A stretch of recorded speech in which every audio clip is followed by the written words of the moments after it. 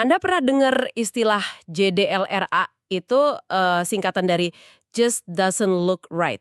Sederhananya, terlihat nggak beres. Ini sering dipakai jadi pengingat gitu. Misalnya di mall biar karyawan lapor kalau ada yang aneh. Nah, sekarang coba tanya ke diri Anda sendiri.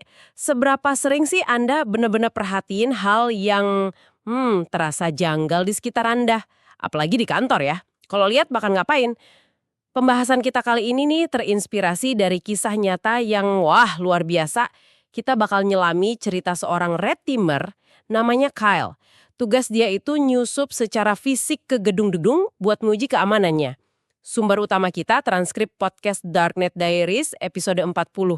Jadi misi kita sekarang, kita bakal kupas tuntas gimana Kyle dan timnya langkah demi langkah ya berhasil bobol keamanan fisik perusahaan utilitas besar. Kita lihat celahnya di mana aja, fisik maupun digital, terus pelajarannya apa buat kita semua. Betul. Dan ini bukan target sembarangan loh ya. Perusahaan utilitas itu kan ngurusin listrik, gas, air, infrastruktur kritis banget. Kalau sampai kebobolan, dampaknya bisa parah dan luas. Nah, yang dilakukan Kyle ini namanya red teaming atau uji penetrasi fisik. Intinya, ya mereka pura-pura jadi penjahat canggih gitu. Buat apa? Ya buat nemuin kelemahan sistem sebelum penjahat beneran yang nemu. Uniknya lagi nih, di kasus ini cuma 2 orang di perusahaan target yang tahu soal tes ini. Cuma kepala keamanan IT sama kepala keamanan fisiknya. Karyawan lain nggak ada yang tahu sama sekali. Oke, menarik banget. Mari kita langsung aja nih ke misi si Kyle. Target utamanya kan markas besar perusahaan itu, HQ-nya. Tapi mereka boleh pemanasan dulu di lokasi lain. Langkah pertama, ya kayak biasa lah ya kalau operasi gini, pengintaian dulu, reconnaissance. Si Kyle ini gali informasi dari mana-mana. Medsos Facebook, LinkedIn, Twitter dipakai buat memetakan perusahaan, profil karyawan, acara-acara internal, bahkan buat nebak-nebak sifat umum orang di sana gimana. Dia juga nyari-nyari foto badge karyawan di internet, terus pakai Google Street View atau Maps buat ngintip sudut pandang kamera keamanan. Gila ya, sekarang informasi kayak gitu kebuka banget. Iya, betul sekali. Pengintaian digital ini sering banget jadi fondasi penting loh sebelum aksi fisik.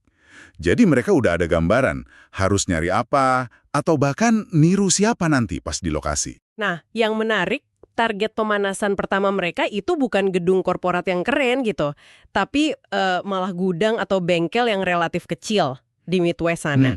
Kenapa ya? Ternyata lokasi kayak gitu sering jadi titik lemah. Mungkin karyawannya lebih cuek soal keamanan, atau ya pintunya nggak selalu kekunci rapet gitu. Oke, jadi malam hari nih, Kyle sama rekannya mulai beraksi.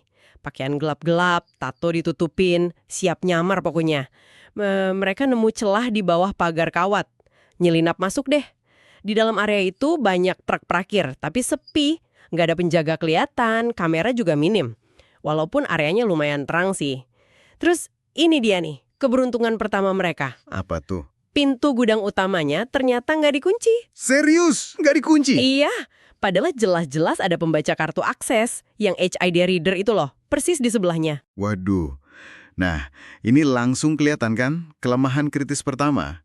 Pintu ke area penting dibiarin kebuka gitu aja malam-malam. Ditambah lagi, pengawasan kamera minim. Harusnya kan ada penjagaan atau pemantauan lebih ketat ya, apalagi banyak aset truk gitu. Terus di dalam gudang mereka nemu komputer. Nah ini, potensi akses jaringan kan. Terus nemu lagi kantor kecil di dalam gudang. Pintunya? Coba tebak. Jangan bilang nggak dikunci juga. Benar, nggak dikunci juga. Cuma diganjel paku atau sekrup gitu. Ini nunjukin lagi isu mendasar. Area yang mungkin ada info sensitif atau akses lebih lanjut nggak diamankan sama sekali. Parah sih. Nah, di kantor kecil inilah si Kyle ngeluarin senjata andalannya. Dropbox. Tapi ini bukan layanan cloud storage ya, jangan salah. Ini perangkat kecil rakitan sendiri. Oh, custom gitu ya? Isinya apa aja tuh? Isinya komputer mini Raspberry Pi, terus ada ponsel bekas yang dijadiin hotspot, baterai eksternal, nah semuanya dibungkus lakban hitam, biar nggak mencolok.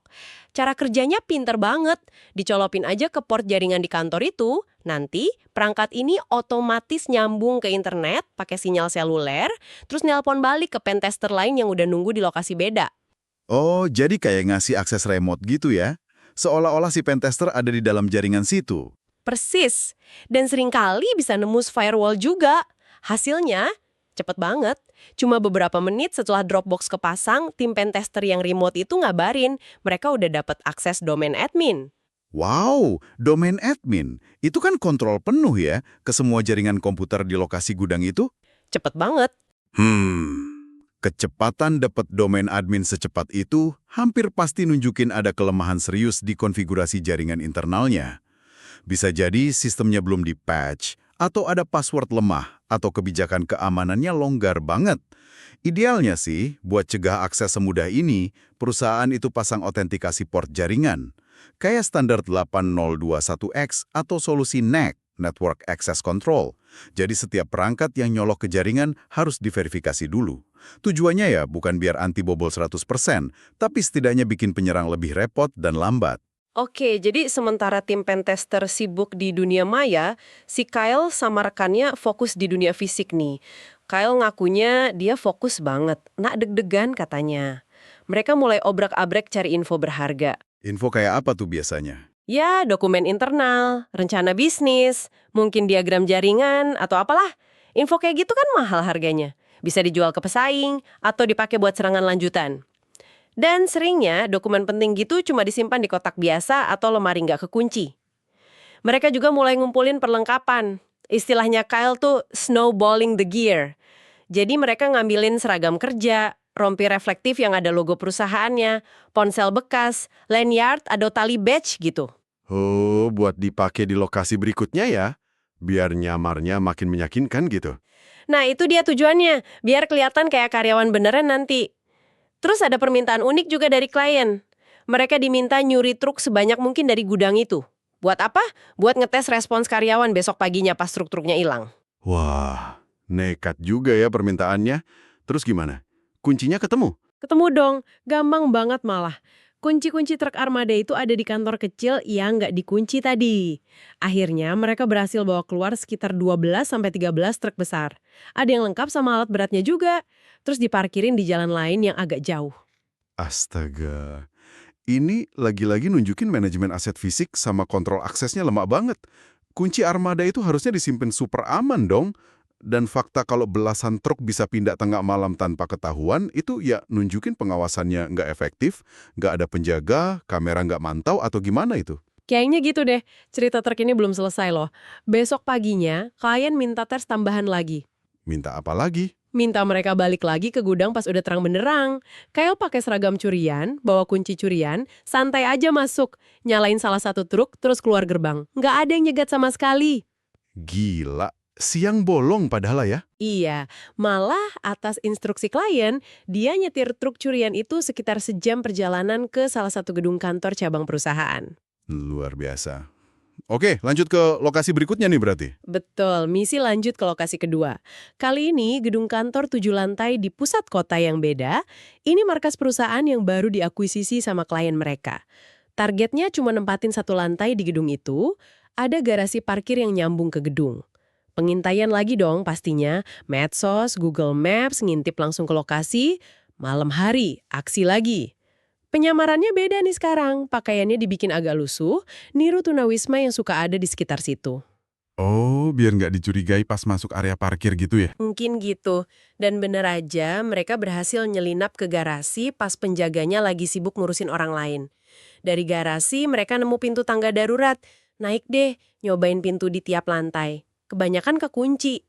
Santai akhirnya nemu satu pintu kantor yang lagi-lagi nggak kekunci. Hoki banget ya mereka ini. Atau memang keamanannya longgar banget ya? Dua-duanya kayaknya. Mereka masuk ke lorong umum lantai itu. Nah, tantangan berikutnya lift. Liftnya perlu badge buat ke lantai lain. Mereka cuma bisa turun ke lobi. Terus gimana dong? Nunggu ada orang? Akhirnya mereka nekat aja, coba pencet semua tombol lantai satu-satu. Nggak disangka-sangka, tombol buat salah satu lantai, yang ternyata itu lantai target mereka, bisa nyala tanpa perlu badge. Pintu lift kebuka, plang, langsung di depan logo perusahaan target. Susah dipercaya emang. Wah, ini sih antara sistem liftnya error atau memang ada konfigurasi aneh ya. Kok bisa gitu? Keluar lift, ada meja resepsionis. Terus, ada 2 pintu lagi yang kekunci buat masuk ke area kantor utama. Mereka geledah laci meja resepsionis. Nemu kunci buat lockbox. kotak penyimpanan kecil gitu yang ada di atas meja. Feelingnya kuat juga ya, nebak kuncinya ada di situ. Iya, pas dibuka, jackpot. Isinya beberapa guest badges, kartu akses tamu, dan masih aktif semua. Waduh, ini sih fatal banget. Celah keamanan ketiga nih. Guest badges kok nggak dinonaktifin atau disimpan yang aman gitu? Iya kan? Dengan badge tamu itu, mereka gampang aja masuk ke area kantor. Udah di dalam nih, pas lagi nyari-nyari ruang server, salah satu dari mereka keluar dari kamar mandi, papasan sama penjaga keamanan. Nah lo, ketahuan dong. Sempet tegang sih, tapi si Kal ini cepet banget improvisasinya. Social engineering lagi. Dia pura-pura mereka lagi lembur, ngakunya dari departemen lain, sambil sedikit bercanda gitu. Terus penjaganya? Penjaganya ketawa aja, terus ngebiarin mereka lewat gitu aja. Nggak pakai verifikasi identitas atau apa. Nah, ini contoh klasik banget faktor manusia lagi kan? Penjaga yang lalai atau terlalu gampang percaya bisa bikin sistem keamanan secanggih apapun jebol. Harusnya ada prosedur verifikasi, apalagi di luar jam kerja gitu.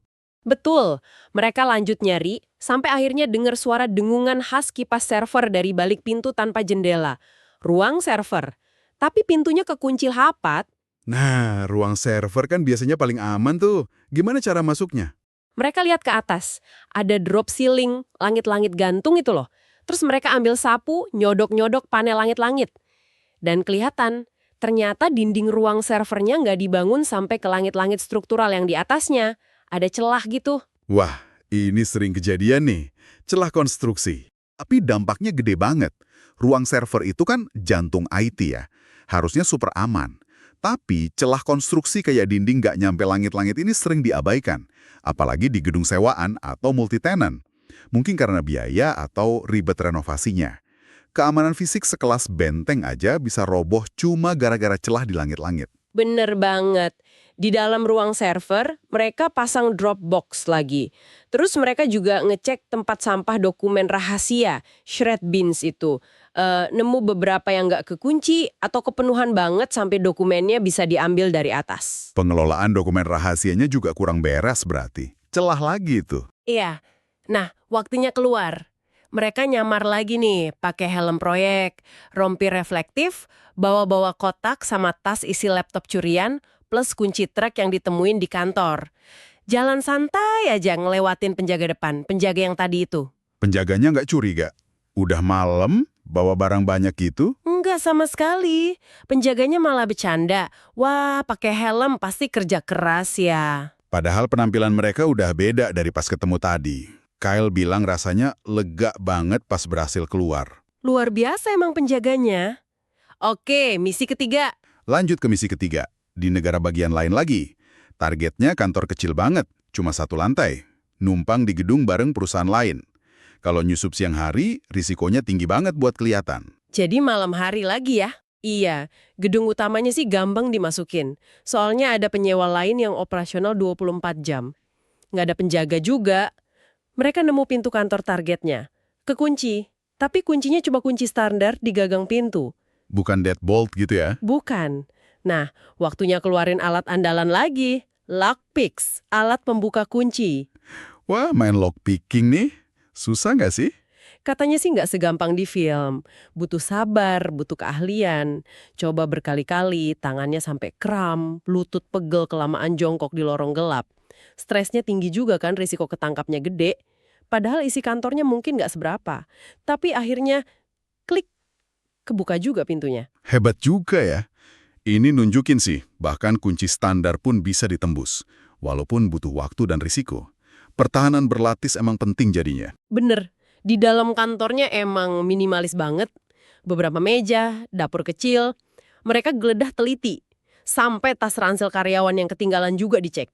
Nemu sesuatu yang penting. Nah, ini dia temuan paling krusialnya. Di dalam ransel itu ada badge akses milik karyawan dari headquarters utama. Mungkin dia lagi dinas atau baru pindah gitu. Ini kunci emas mereka buat target terakhir. Wah, hoki lagi. Langsung di-cloning dong. Langsung, mereka keluarin alat Proxmark, cloning badge itu di tempat. Abis itu langsung cabut, nggak ambil barang lain. Misi utama dapat badge HQ udah tercapai. Kemampuan cloning badge di tempat gitu nunjukin tim ini siap banget ya. Penetrator fisik itu emang biasanya bawa tas ajaib, isinya macam-macam. Ya, kayak obeng, drop steady, mungkin alat network tab buat nyadap jaringan kalau perlu, alat serangan Wi-Fi kayak Wi-Fi Pineapple. Mungkin itu ya yang di cerita aslinya disebut rutabaga. Bisa jadi, bisa jadi. Terus, ya ponsel cadangan buat macam-macam. Sama alat cloning badge pastinya. Kayak Proxmark buat nyalin kartu fisik, atau yang lebih canggih lagi, Boss Cloner, yang bisa nangkep sinyal badge dari jarak beberapa meter. Mahal tapi efektif banget itu. Keren ya alat-alatnya. Oke, akhirnya nih misi puncak. Markas besar nasional perusahaan itu. HQ utama. Timnya lengkap sekarang. Kyle sama 2 rekannya, pentester juga udah siaga di hotel dekat situ. Mereka bawa semua perlengkapan hasil snowballing tadi, info intelligence, sama yang paling penting, badge HQ hasil cloningan. Lokasi HQ-nya gimana? Pasti lebih ketat, Bong. Jelas, ini gedung raksasa di kota besar, makan 1 blok sendiri. Lalu lintas rame terus, bahkan malam hari. Nggak ada garasi yang nyambung pula. Pengintaian terakhir dilakuin, cek semua pintu, potensi naik ke atap, cari celah pokoknya. Akhirnya mereka nemu pintu servis atau pintu teknis gitu di belakang gedung. Lebih sepi ya, lewat belakang biasanya? Betul. Siang hari, mereka putusin coba badge cloningan di pintu belakang itu. Berhasil. Klik, pintu kebuka. Mereka masuk ke area kayak ruang mesin atau boiler gitu. Dari situ, mereka berhasil nemu jalan, nyelinap ke ruang fotokopi dekat lobi utama tanpa ketahuan. Mulus juga ya masuknya? Iya. Nah, di ruang fotokopi, mesinnya kan nyambung ke jaringan tuh. Ada portnya, pasang Dropbox lagi di situ. Nggak lama, pentester di hotel konfirmasi. Berhasil masuk jaringan korporat HQ. Malah nemu data penting yang nggak diproteksi juga. Wah, berarti secara teknis misinya udah tercapai dong ya. Udah berhasil masuk HQ, jaringan udah dikompromi, dan belum ketahuan sama sekali. Bisa udahan di sini sebenarnya. Bisa banget. Tapi, mereka masih punya waktu sama anggaran. Jadi mereka putusin buat nguji lebih jauh lagi.